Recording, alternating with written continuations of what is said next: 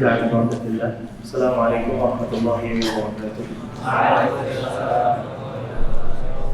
الحمد لله نحمده ونستعينه ونستغفره ونعوذ بالله من شرور أنفسنا ومن سيئات أعمالنا. من يهده الله فلا مضل له ومن يضلل فلا هادي له.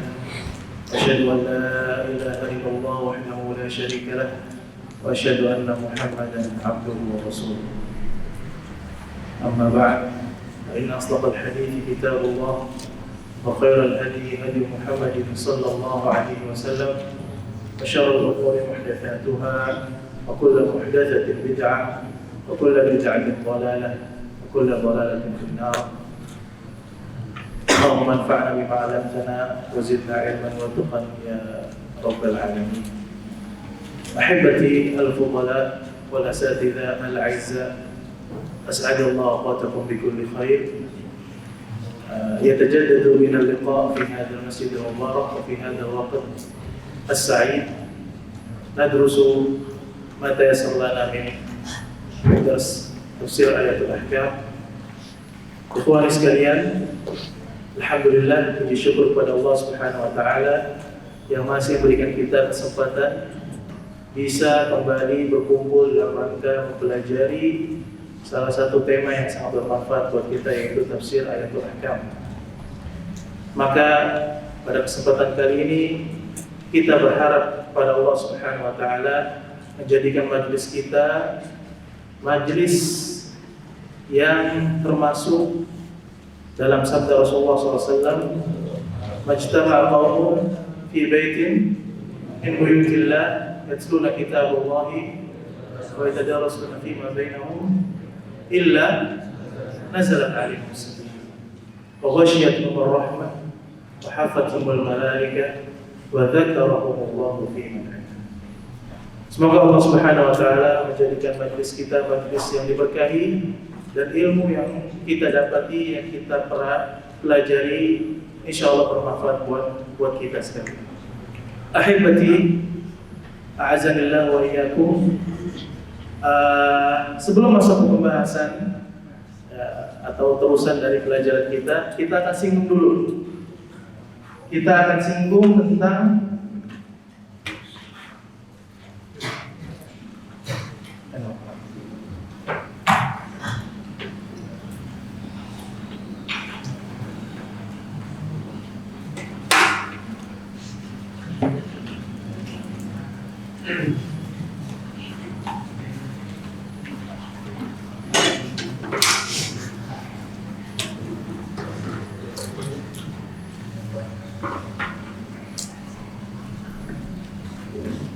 Ahibati, kita akan singgung terlebih dahulu sebelum masuk ke pembahasan lanjutan dari pelajaran kita. Kalau ada yang nanya, Ustaz, apa sih kiat-kiat kita sebagai kita penuntut ilmu, santri yang ruang lingkupnya dalam nuansa Al-Quran, supaya keilmuan kita tentang Al-Quran itu sangat baik. Proses belajar kita dalam lingkup Al-Quran yaitu sesuatu yang sesuai dengan standarisasi, sesuai dengan arahannya, sesuai dengan prosedurnya. Maka apa? Kita selaku penuntut ilmu yang ruang lingkupnya dalam nuansa Al-Quran, menghafal Al-Quran, perlu kita ketahui tahapan-tahapan ini. Tahapan pertama yaitu apa? Memperbaiki bacaan, tahsin Al-Quran. Kenapa kita bilang penting? Ibaratkan seorang anak bayi yang baru lahir, ya, belum bisa berjalan, baru bisa ngerangkak, tapi disuruh lari. Kira-kira bisa? Nah, ya, yang pertama ada yang namanya tahsin Al-Quran. Ini tahapan pertama bagi kita supaya keilmuan Al-Quran kita sangat kuat. Tahapan pertama kita perbaiki bacaan Al-Quran kita. Ya, pasti antum merasain. Ketika apa? Maksain untuk menghafal Quran langsung tanpa tahsin terlebih dahulu, pasti banyak yang salah. Pasti merasa kesulitan ketika menghafal, benar gak? Nah, dan ingat, ya, kaidahnya ketika terjadi satu kesalahan dalam bacaan Al-Quran kamu sebelum ditahsin, sebelum diperbaiki, ya sebelum ditalkin kepada guru kita, maka apa? Hal itu merupakan sebuah kesulitan yang harus kita ubah. Pernah gak antum ngadepin atau mengalami suatu ya kejadian di mana kamu salah dalam membaca Al-Quran? Yang tadinya mungkin ya harus dibacanya fathah, tapi kita bacanya kasrah karena kita belum tahsin terlebih dahulu, belum talqin dulu. Apalagi bacaannya masih buruk. Maka ini kesalahan ini apa? Butuh perjuangan yang sangat kuat dari kita untuk memperbaiki. Syukur-syukur kita ya tinggal di pondok ada yang membenarkan. Kalau misalnya kita di luar kemudian gak ada yang koreksi, niscaya bacaan itu, kesalahan itu kamu bawa sampai kamu mati. Gak ada yang koreksi. Yang tadinya gak dibaca panjang, kamu baca panjang.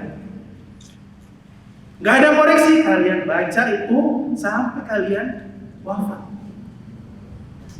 Ya, kalau misalnya kita nggak sadar akan bahayanya ini, kita berdosa.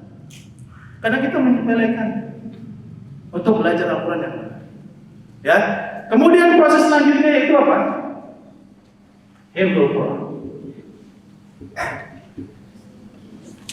Baru di sini kita udah bagus baca, disuruh untuk dituntut untuk menghafal. Karena ini pekerjaan mulia semua. Ya, capek-capek kita ketika ngafal, ya, itu akan dibalas sama Allah Subhanahu wa taala. Kalian ingat-ingat lagi hadis-hadis Rasulullah tentang keutamaan menghafal Quran ketika kita lagi malas nih ngafal. Setoran mentok gak nyampe-nyampe 3 halaman cuma. Ingat lagi hadis-hadis keutamaan tentang menghafal Quran. Ya, kita rela tidurnya dikit untuk hafal Quran, untuk murojaah Al-Quran. Ya, Al-Quran akan datang pada hari kiamat dan minta menjadi sebagai penolong kita. Datang kepada Allah Subhanahu wa taala berkata, "Ya Allah, anggap aja namanya si Ammar, ya. Udah letih-letih ya Allah di dunia. Ya. Udah letih-letih di dunia, tidurnya kurang ya Allah. Malamnya dipakai buat murojaah, tahajud murojaah Al-Quran. Maka apa, izinkan saya Allah menjadi syafaat buat dia, menjadi penolong bagi dia untuk masuk surga." Ya, itulah yang paling besar. Bahwasanya perjuangan kita di dunia ini gak sia-sia, syabab. Belum lagi fadilah yang kita ketahui tentang menghafal.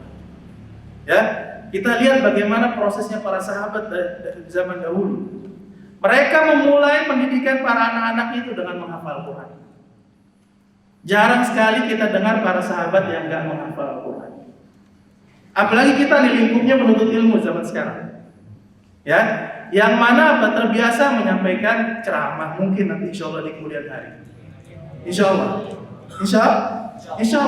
Dari 100 antum ini ada yang terbiasa tampil di depan umum, menyampaikan agama, menyampaikan kebenaran. Maka pertanyaannya, bagaimana dia mungkin ya menyampaikan ceramah, beristidlal terhadap suatu hukum, ya, kalau dia nggak hafal dalilnya, apalagi dalam Al-Quran. Akhirnya apa? Puas dengan terjemahan, dibacain terjemahannya terus, atau penggalan ayatnya doang mendukung permasalahan. Ya, maka ini cocok buat kita. Kita yang lingkupnya dalam Al-Quran harus berusaha semaksimal mungkin untuk menghafal. Dan jangan puas cuma sekedar menghafal, tanpa kita tempuh lagi tahapan selanjutnya. Tahapan selanjutnya apa sebab? Biar keilmuan kita tentang Al-Quran sangat baik. Ada yang tahu? Tunjuk tangan. Nah, hifdzu gharib Al-Quran. Apa itu gharib Al-Quran? Jadi apa? Terdapat lafaz-lafaz dalam Al-Quran yang maknanya butuh pemahaman lebih biar kita tahu apa maknanya. Gak semua ayat, lafaz-lafaz dalam Al-Quran itu gampang dipahami. Ada beberapa lafaz yang memang butuh ya penjelasan para ulama terhadap maknanya. Kita harus melihat lagi ya bagaimana para sahabat, para ulama mentafsirkannya, menjelaskannya. Contohnya gampang aja. Qauluhu ta'ala wa idzal mau'udatu su'ilat Bi ayyi lam. Ma makna mau'udah? Nah, man ya'rif biar faedah. Syukur. Ya salam. Afwan, fadhol. Baik perempuan. Nah, maka pertanyaannya bagaimana nikmat? Kita akan merasakan kenikmatan ketika kita membaca Quran, kita nggak tahu maknanya.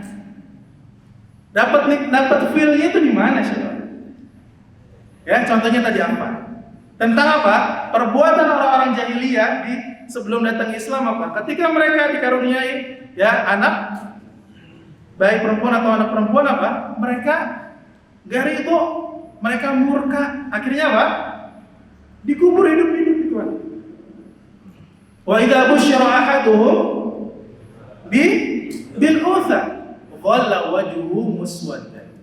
Yang tadinya senang ketika dapat kabar lahir anak kita kan. Tapi apa ketika dengar apa jenis kelamin perempuan?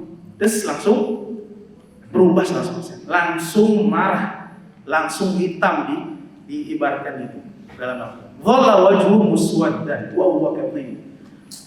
Menyimpan amarah dalam dirinya dia. Maka apa? Datanglah Islam yang memuliakan kehormatan perempuan. Perempuan punya hak-haknya dalam Islam. Buktinya, ada tahu kemuliaan perempuan dalam Islam? Tunjuk tangan.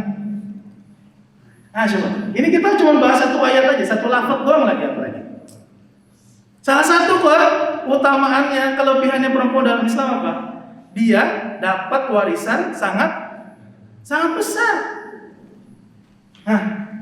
Anggap aja misal Bapak Husni, ya punya anak, ya anaknya namanya Hafat sama Faris, ya atau jangan Hafat satu orang laki-laki, ya kemudian namanya ada lagi perempuan namanya Aisyah, ya.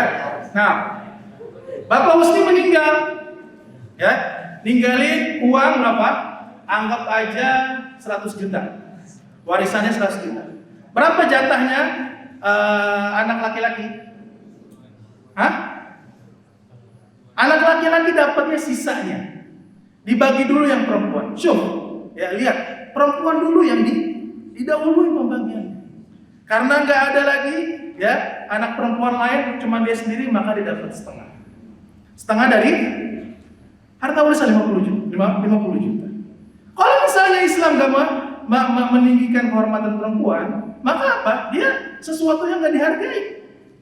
Bisa gak? Bisa aja. Apalagi masalah duit. Cewek mah belakangan, cowok dulu. Baru sih anak laki-lakinya dapat sisanya. Ya. Maka apa? Kita cuma bahas satu ayat aja, faidahnya banyak sekali. Kita tahu tentang sejarahnya, ya dalam hal ini. Maka apa? Penting bagi kita coba ngafalin, ya syukur-syukur bisa dihafalin secara bahasa Arabnya. Lafaz-lafaz yang gharib, yang maknanya butuh pemahaman khusus. Illal ladzina amanu wa amilus shalihat lahum ajrun ghairu mamnun. Mana mamnun? Man ya'rif yarfa. Nah, lahum ajrun ghairu mamnun. Coba cari keluar waktu. Nah, hati-hati. Nah, Fatih, foto.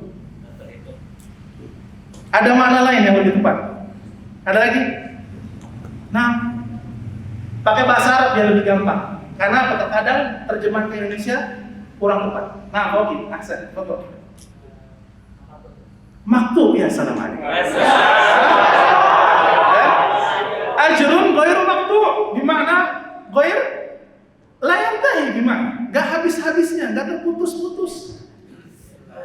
Ya, akan kita dapati feel yang namanya nikmatnya memahami Al-Quran ketika kita tahu lafaz-lafaznya. Ya, jadi tahapan ketiga, ya, biar nggak terlalu panjang pembahasannya.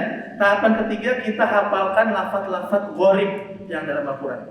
Lafaz-lafaz yang mempunyai makna khusus sehingga para ulama menjelaskan. Ada beberapa kitab yang dikarang dalam hal ini. Salah satunya contohnya apa? Kitab Gharibul Quran, karangan Lil Asfahani.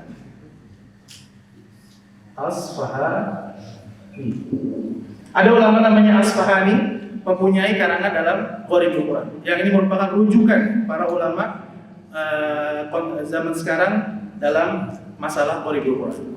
Ada lagi ya ulama yang ada pada zaman kita ini. Ada yang namanya As-Siraj. Gimana? As-Siraj. Ya. Punyanya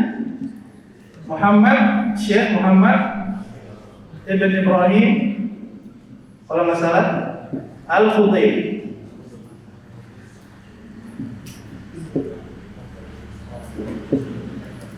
Beliau merupakan salah satu dosen di King Saud University Arab Saudi. Merupakan bisa dibilang ulama yang mumpuni dalam hal tafsir.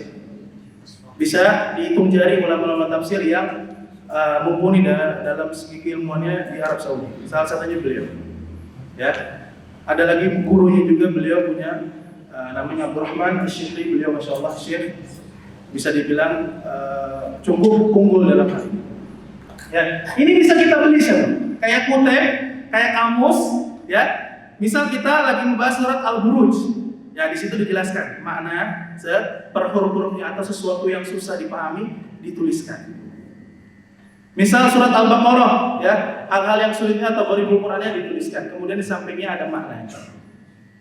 Ya, ini penting buat kita paham. Baik, tahapan selanjutnya yang tahapan keempat. Biar keilmuan kita dalam segi Al-Quran baik. Ya, kita belajarnya sesuai dengan prosedurnya, tahapan per tahapan. Yang keempat, kita belajar yang namanya tafsir al-mukhtasar. Apa itu tafsir mukhtasar? Ya, setelah kita udah tahsin bagus bacaan Al-Quran, masya Allah, ya, hafalannya. Kemudian setelah itu mungkin kita pelajari tajwidnya, hukum-hukum tajwid, sehingga bacaan kita makin matang. Udah baik, ya, kita pelajari Qoribul Quran. Setelah itu kita pelajari yang namanya tafsir al-mukhtasar. Apa itu? Kita ya mentafsirkan, memahami ayat secara keseluruhannya. Nggak kita bahas asbabun nuzulnya, nggak kita bahas apa pendapat ulama untuk ayat ini, enggak. Makna secara umum aja, makna ijmali, atau disebut dengan tafsir, ya, tafsir al-ijmali. Antum akan pahami ketika antum belajar tafsir, metode-metode tafsir, tafsir ijmali. Contohnya, yas'alunaka 'anil khamri wal maisir. Qul fihima ithmun kabirun wa manafi'u lin-nas. Udah antum pahami makna dari ayat itu secara keseluruhan. Yas'alunaka, wahai Nabi Muhammad, mereka bertanya kepadamu tentang al-khamr. Ya, khamr jelas. Maisir itu apa? Tentang judi. Qul fihima, katakanlah pada mereka wahai Muhammad, fihima ithmun kabir. Dosa yang sangat besar. Walaupun ada manfaatnya, ya, tapi apa? Mudaratnya, kejelekannya lebih besar dibanding manfaat. Udah cuma memahami makna dari ayat itu aja secara umum. Ya, biar kita tahu apa makna dari ayat ini. Cukup, selesai. Tahapan selanjutnya, ketika kita menemukan ayat tentang ya ayyuhalladzina amanu idza tadayantum bidainin ila ajalim musamma faktub. Apa nih sih ayat ini berkaitan dengan apa sih? Oh, ayat ini berkaitan tentang hutang piutang. Bagaimana prosedurnya yang diajarkan dalam syariat kita tahu melalui ayat ini. Cukup membahas ayat secara keseluruhan, secara umum maknanya. Ya, jadi kita apa? Bukan sekedar baca doang, kita memahami juga maknanya. Baru setelah itu bisa kita, kalau udah mumpuni keilmuan kita terhadap tafsir, baru kita bisa masuk ke pembahasan tentang tafsir at-tahlil. Sebelum masuk ke poin ini, kita bisa singgung karangan-karangan yang berkaitan dengan poin keempat. Apa aja kira-kira ya tafsir-tafsir yang menjelaskan secara umum ayat maknanya. Apa yang Anda ketahui tentang itu? Ada yang tahu? Ya, yang pertama bisa kita baca atau pelajari ada yang namanya tafsir al-muyassar. Ada yang lihat di sini ada buku tafsir namanya kitab At-Tafsir Muyassar. Ya, itu hanya membahas tentang ya ayat ini maknanya ini. Atau kalau bahasa kitanya terjemahan, ya, kitab Al-Qur'an dan terjemahan. Jelas. Ya, ini merupakan risetnya para ulama di Arab Saudi, beberapa tim ulama tafsir membuat karangan yang bersifatnya secara umum aja keseluruhan tadi, kayak bahasa istilahnya Al-Qur'an dan terjemahannya. Ya, mungkin sambil disinggung tentang makna bisa dibilang hikmah dari ayat ini. Ada juga ya tafsir yang paling populer dalam hal ini. Ada di perpustakaan. Ada yang tahu? Hah? Lah, tafsir Ibnu Katsir pembahasannya nanti. Tafsir ini hanya membahas tentang terjemahan ayat ini aja udah. Gak menyebutin makna, gak nyebutin kalam-kalam ulama. Tafsir Ibn Sa'di.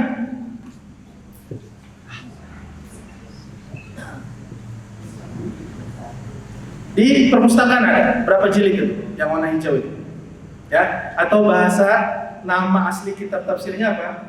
Taisir ya, Karimir Rahman fi Tafsir Kalamil Mannan. Ya, ini hanya membahas tentang Al-Qur'an dan terjemahan walaupun dengan bahasa Arab. Mungkin terjemahannya sudah ada. Ya, ada juga tafsir yang namanya ya, karangannya Syekh Abu Bakar Al-Jazairi.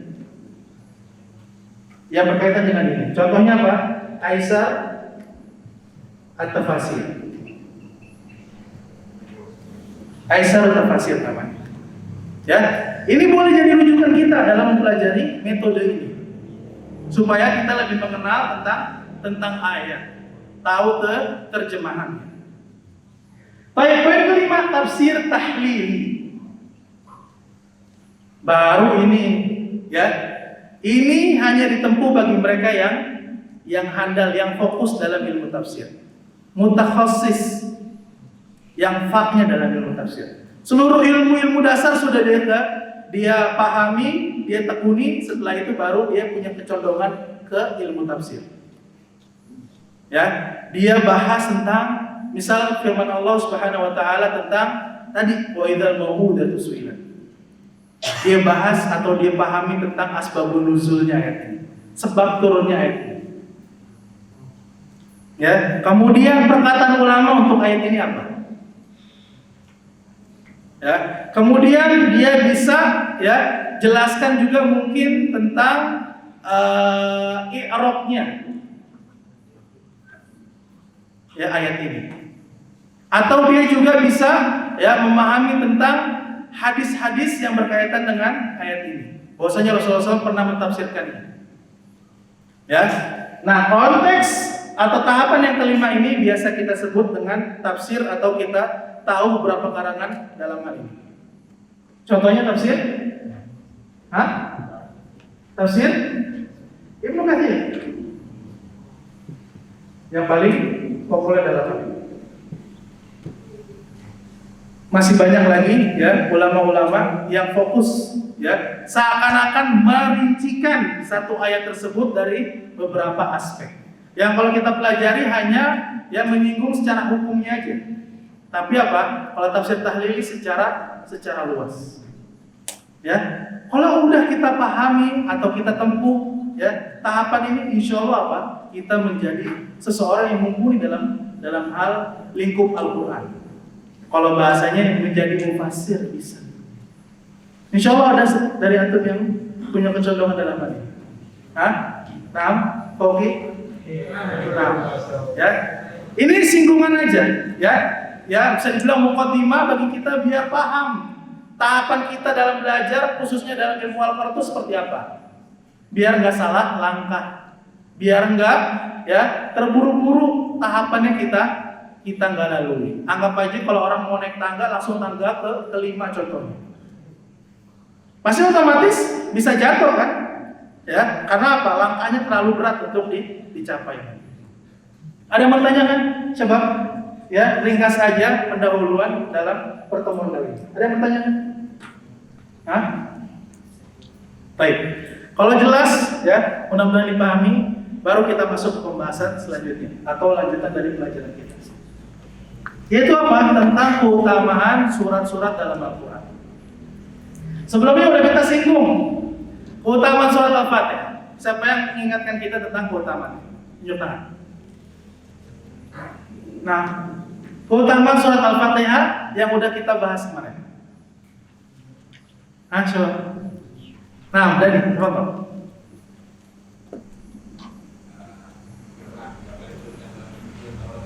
Nah, ya, lebih jelas lagi perkataan Rasulullah, ya, dia Al-Fatihah itu merupakan sab'ul mathani. 7 ayat yang diulang-ulang. Wal Qur'anul azim alladzi utituhu. Dan Al-Qur'an yang sangat agung yang diwahyukan kepada saya. Itu udah cukup jelas. Ya, kita singgung, ya. Akan tapi apa? Ada peringatan buat kita semua. Peringatan buat kita. Bahwasanya apa? Enggak seluruh surat-surat dalam Al-Quran mempunyai keutamaan tertentu. Ya, karena apa? Enggak didasari dengan hadis yang sahih. Maka hati-hati dengerin baik-baik. Ya, jangan berani-berani ya yang namanya melanggar dalam hal ini. Yaitu apa? Berbohong atas nama Rasulullah SAW. Ya, di zaman dahulu ketika terjadinya fitnah-fitnah, orang udah mulai banyak yang bohong, maka apa? Muncullah namanya sebab muncullah ada istilah namanya apa? Hah? Ada yang tahu?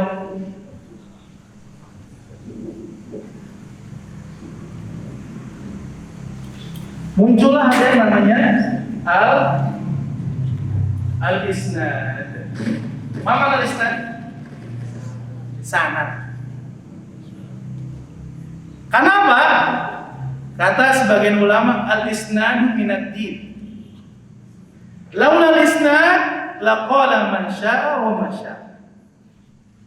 Ya, periwayatan, penukilan dengan riwayat merupakan sesuatu hal yang baku dalam agama kita. Agama ini ya sampai ke kita melalui ya para ulama. Bukan tak tahu ada aja. Ada silsilahnya, ada periwayatannya. Maka apa kalau kita bahas dalam hal ini sejarah mulainya banyak sekali fitnah, kebohongan, ya banyak sekali kedustaan atas nama Rasulullah SAW, muncullah para ulama yang mumpuni dalam hal ini. Allah Subhanahu Wa Taala memberikan kemudahan bagi mereka dalam menjaga agama ini. Ingat, agama ini merupakan agama Allah Subhanahu Wa Taala yang Allah jaga. Sampai hari kiamat agama ini tidak akan hilang, tidak akan rusak. Ya, tetap berjaya dan Allah akan menjaganya. Ya, di samping itu para ulama juga mempunyai andil dalam menjaga agama. Salah satunya para ulama mempunyai andil dalam menjaga ya sunnah Nabi, hadis-hadis Rasulullah SAW. Contohnya siapa? Ulama yang terkenal dalam ini. Hah? Imam Syafi'i, yang lain? Hah? Khusus dalam masalah ya penjagaan hadis-hadis Rasulullah dari segala macam kebohongan, kekurangan maupun penambahan. Hah? Bukhari dan Muslim. Ya, maka apa? Ketika udah mulai banyak orang-orang bohong, para ulama yang paling depan dalam menjaga agama. Maka ketika ada orang yang datang kepada salah satu ulama meriwayatkan suatu hadis, maka apa para ulama bilang? Sammu lana rijal. Sebutin sanad ente ngambil ini perkataan hadis ini dari siapa? Dari fulan, dari Rasulullah SAW. Kalau memang ternyata para perawinya yang riwayatinnya sahih, ya kredibilitas seorang yang jujur, maka diterima hadis, diterima perkataan. Kalau enggak, ditolak. Maka apa? Banyak sekali ya orang-orang zindiq. Apa itu zindiq? Orang-orang yang buruk agamanya, orang yang punya makar terhadap agama, membuat hadis dalam rangka apa? Tujuan tertentu yang dia mau. Contohnya disebutkan, ada yang namanya siapa? Nuh al-Marwazi. Ya, beliau membuat hadis palsu yang berkaitan dengan surat-surat keutamaan surat-surat Al-Quran. Supaya apa? Biar orang melek lagi tentang pentingnya baca Al-Quran. Maka perbuatan ini sangat tercela. Hadis Rasulullah SAW peringatannya sangat tegas. Allah SAW, man kadzaba alayya muta'ammidan falyatabawwa maq'adahu. Hadis ini kalau kalian tahu sebab diriwayatkan secara mutawatir. Apa makna mutawatir? Ya, anggap aja antum nih setiap angkatan berapa orang sih? Ya, kita pukul rata 20 orang, 22. Ya, hampir dari 22 orang ini meriwayatkan hadis ini. Ya, dinukilkan, diriwayatkan ke generasi selanjutnya. Dari angkatan ketiga, angkatan kedua. 20 orang dari mereka meriwayatkan hadis ini. Ke angkatan ketiga, kelas 2 sekarang. 20 orang lagi dari angkatan ketiga ini meriwayatkan hadis lagi ini ke anak kelas 1, angkatan keempat ini. Terus per generasi meriwayatkan hadis ini. Beda sama hadis yang bersifat ahad, aziz dan antum pelajari di mustalah hadis. Yang cuman dari setiap ya generasi cuma 2 orang, 3 orang ini.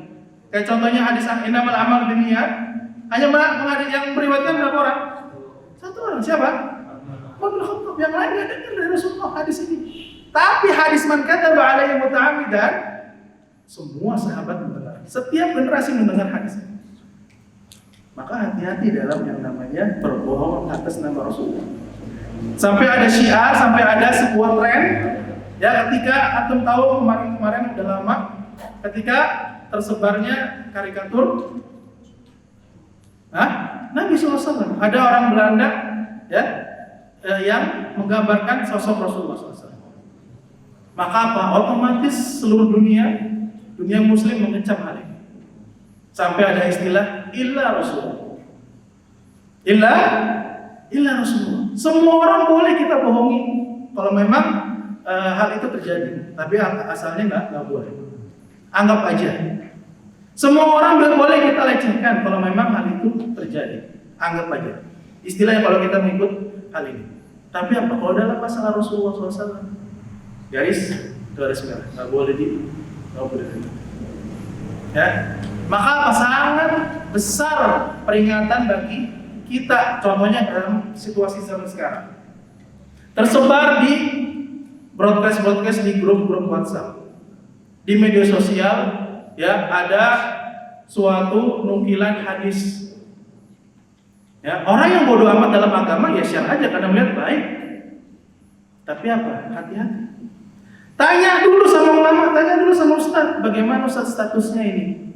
Apakah Rasulullah pernah berkata dalam hal ini tentang ini atau enggak? Atau mungkin ini buatan orang-orang dibuat biar apa? Ya, bisa menggiring suatu opini tertentu. Ada maksudnya tertentu. Kayak contoh di zaman dulu, ya, kalau kita melihat bagaimana buruknya mereka yang para pembohong atas nama Rasulullah. Contohnya tukang, zaman dulu ada yang namanya tukang sayur tertentu. Anggap aja tukang sayur terong, yang jualan terong. Berani bikin hadis supaya apa? Terongnya laku. Itu disebutkan bahwasanya salah satu ya ulama dari Khawarij. Siapa Khawarij? Pernah bilang inna kunna idza hawaina amran sayyarnahu haditsan. Kalau kita pengen sesuatu nih, biar orang-orang tertarik, kita buat hadis dalam hal itu. Ngeri gak ini? Seakan-akan sebuah mainan yang namanya sabda Rasulullah SAW atau agama ini. Maka apa? Kita kembali ke poinnya. Gak seluruh surat dalam Al-Quran yang mempunyai keutamaan khusus. Walaupun secara umum Al-Quran mempunyai keberkahan, keutamaan secara umum. Akan tapi beberapa surat dalam Al-Quran mempunyai keutamaan khusus. Bila kita membacanya, kita mendapati keutamaan khusus. Paham maksudnya? Baik, contohnya, ya, ada yang bisa kasih contoh? Salah satu keutamaan dalam surat Al-Quran. Nah, Hafidh, Hah? Al-Baqarah. Nah, coba sebutkan hadis.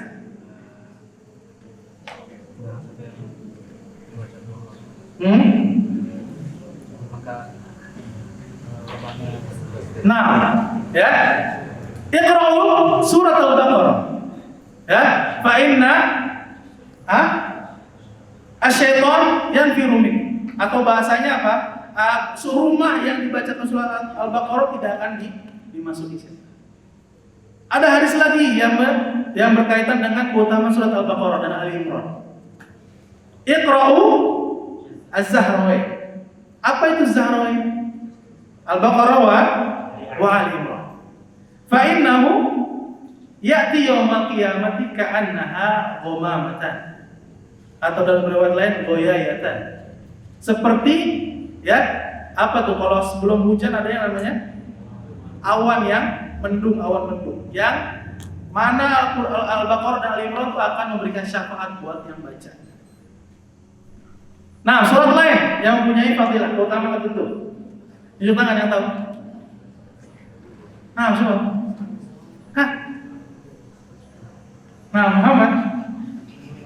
Nah, setelah kita urutkan dulu dari awal surat sampai akhir surat. Contohnya setelah Al-Baqarah dan Al-Imran, ada surat namanya Hud.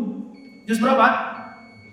Juz 11. Kata Rasulullah SAW, "Syayyabatni Hud wa akhwatiha." Surat Hud dan disebutkan dalam riwayat lain Qaf, ya, Al-Waqiah membuat rambut saya beruban. Maksudnya apa? Ya, betapa banyaknya pelajaran, betapa banyaknya hikmah-hikmah yang ada di surat itu tersebut, sehingga menjadi ya pemikiran buat saya, menjadi ya ibrah buat saya untuk diterapkan, diamalkan, menjadi pelajaran buat saya. Ya, terkhusus dalam masalah ketika berbicara tentang hari kiamat, membuat kita ingat lagi akan mati. Nah, udah surat selanjutnya, ada yang tahu lagi? Kita urutkan dari awal sampai akhir. Hah? Suratul Kahfi contoh ahsan. Nah, man hafidhah, nah fadluha. Ada apa keutamanya? Siapa? Hah? Man hafidhah asyra fi awal surat asyra awal min suratul Kahfi usima minad dajjal. Barang siapa menghafal 10 ayat pertama surat Al-Kahfi, maka akan terbebas dari fitnah. Ini jelas, hadisnya jelas.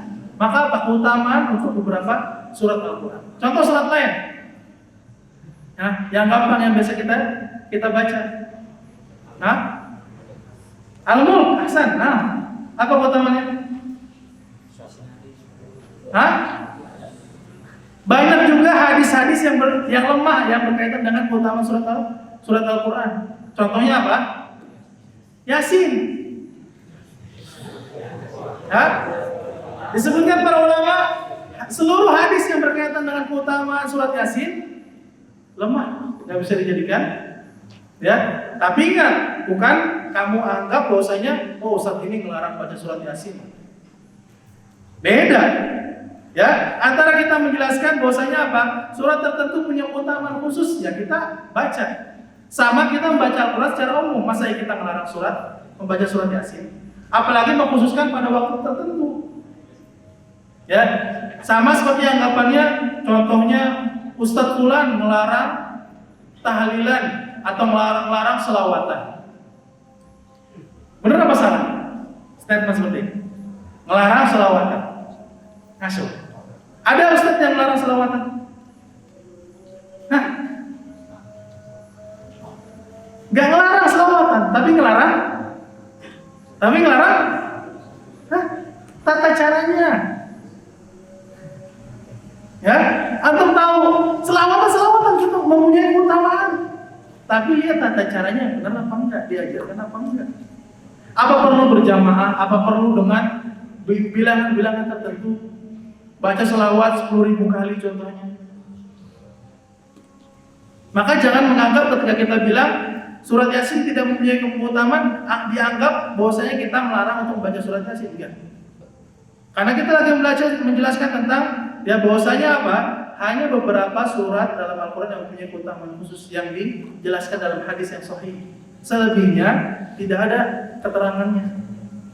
Ya, contohnya Al-Waqiah atau surat Tabarak Al-Mulk. Ya, 30 ayat dalam Al-Quran. Ya, dia datang memberikan syafaat buat pembacanya di hari kiamat. Maka apa? Ketika kita membaca keutamaan-keutamaan ini membuat kita senang. Sebagaimana tadi itu, ya, Nuh Al-Marwazi bilang, saya membuat hadis-hadis palsu supaya orang-orang ingat lagi akan keutamaan membaca Al-Quran. Karena mereka sibuk sama belajar agama, lupa yang namanya baca Al-Quran. Niatnya baik, tapi caranya salah. Harus melanggar, ya, syariat, harus berbohong terhadap Allah. Intinya apa? Ya, kita tegaskan jangan sampai sekali buat kita untuk berbohong atas nama Rasulullah. Ketika kita udah bilang qala Rasul sallallahu alaihi wasallam, maka harus jelas redaksinya. Bahwasanya memang Rasulullah pernah berbicara seperti ini. Ya, hati-hati dalam ayat. Ada yang mau ditanyakan siapa? Nah, tapi kita masuk ke pembahasan tentang al-isti'adah. Apa itu al-isti'adah?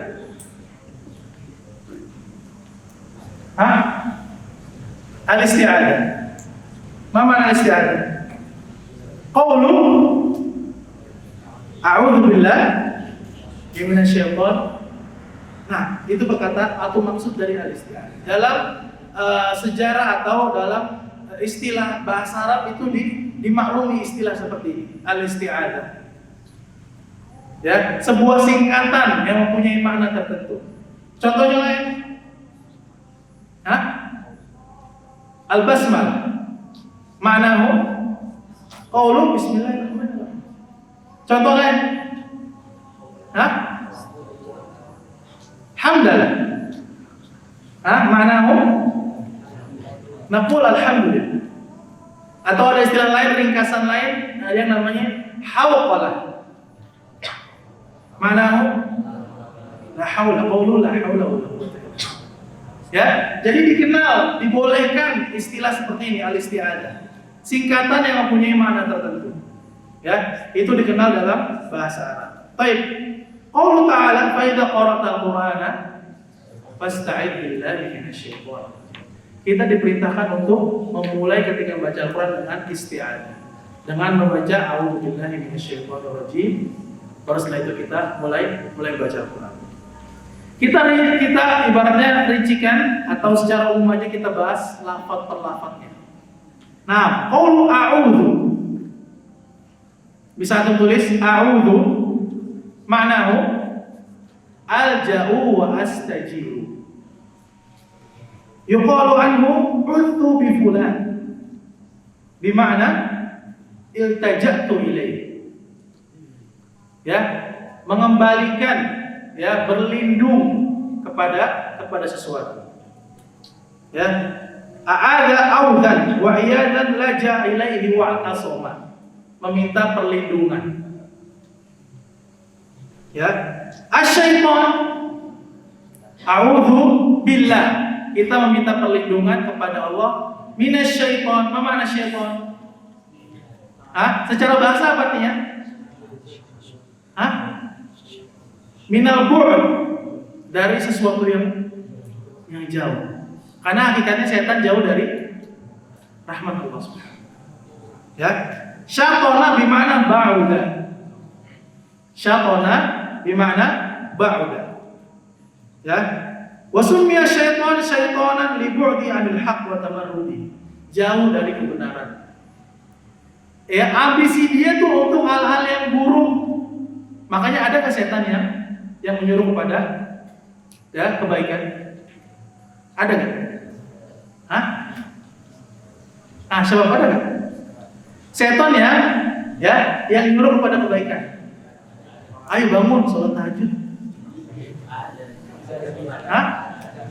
Nggak ada. Dia nyuruh kepada kebatilan, kepada keburukan. Ya, dan itulah ambisinya dari dulu semenjak dia ketemu siapa? Ketemu Nabi Adam. Pokoknya apa? Misinya cuma satu, ya Allah.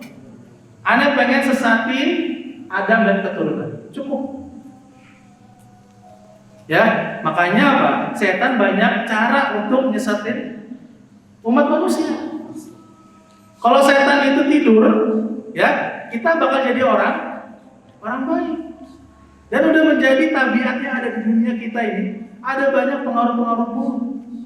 Kalau kita baik terus, kalau kita nggak pernah berbuat maksiat, kata Allah apa?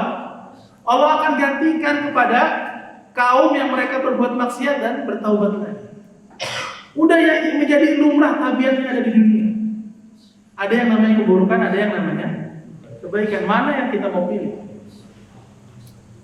Ya, baik. Maka disebutkan bahwasanya apa? Setan, ya, secara makna ada yang berbentuk dari kalangan jin dan juga manusia. Ya, lagi enak-enak ngaji, tak tahu diajak ngobrol. Semalam pertandingan Manchester City sama Manchester United. Ya, Manchester City menang. Lagi enak ngaji dia, akhirnya berhenti ngobrol aja. Setan bukan? Setan. Ya, walaupun bentuknya manusia. Lagi mau sholat udah azan, udah bentar dulu masih ada sinetron. Dan memang masalahnya di dunia kita ini apa? Banyak sekali ya hal-hal yang selalu berbarengan sama waktu-waktu yang utama. Contohnya televisi, sinetron-sinetron biasanya di waktu-waktu yang utama. Ya, adanya pas 15 menit sebelum azan maghrib atau 10 menit sebelum sholat isya. Akhirnya apa? Bablas. Entar aja isya malam. Nanggung. Ya, pengaruh setan bukan? Maka apa? Setan punya banyak cara. Gimana caranya dia bisa nyerumusin anak Adam ini kepada kesesatan, kepada keburukan. Ya, kayak contoh kita pemuda digoda sama dalam hal,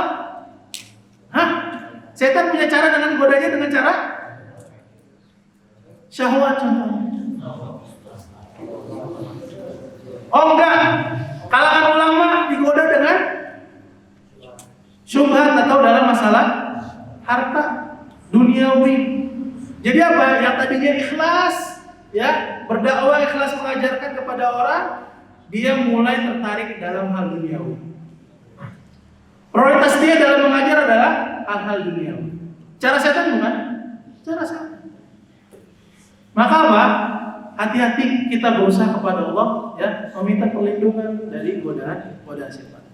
Kemudian sifatnya lagi ar-rajim, minasyaitonir rajim. Ma makna ar-rajim?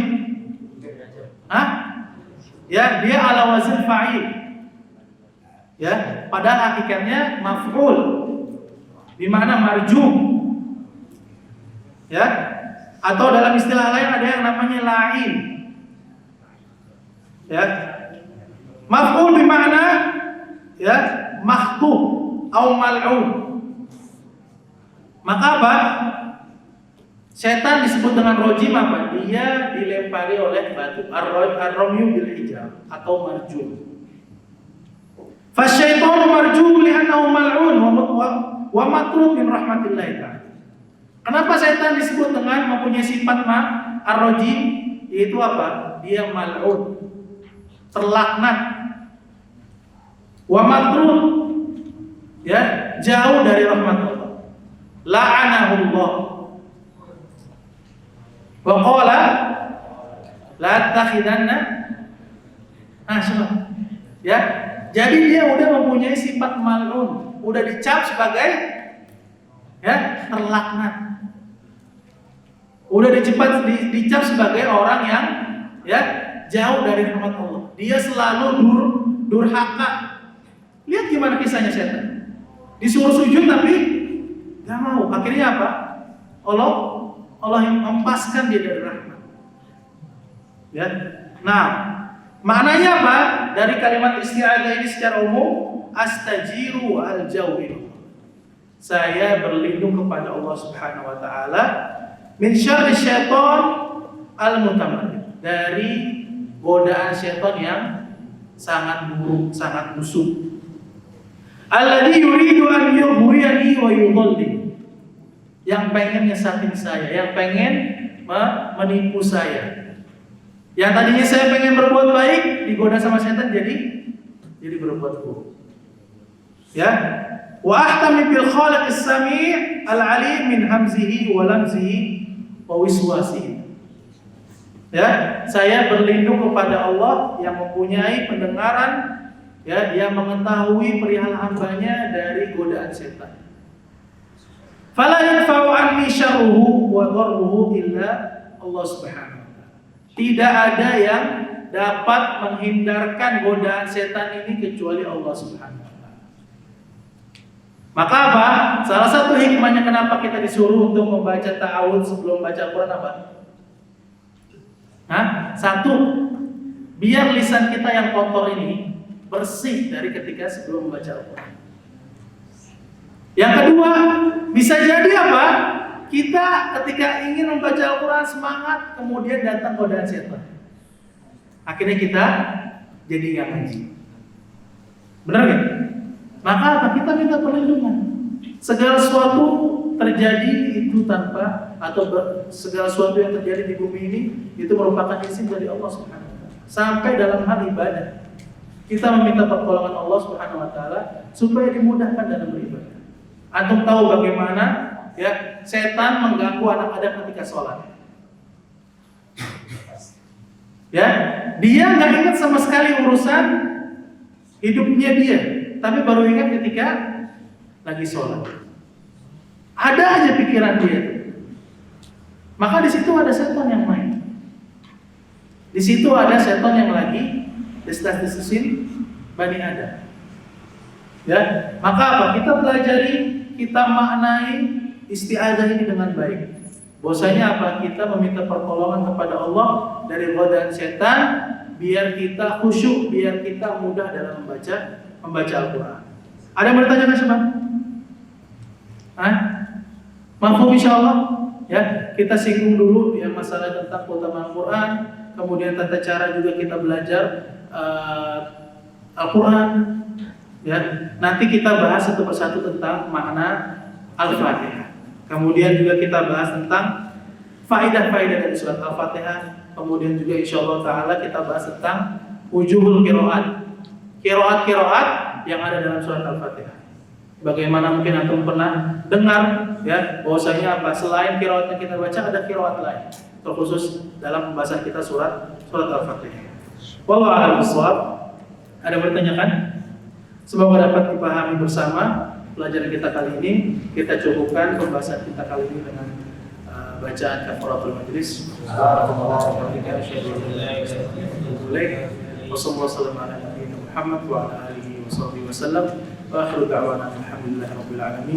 Wassalamualaikum warahmatullahi wabarakatuh.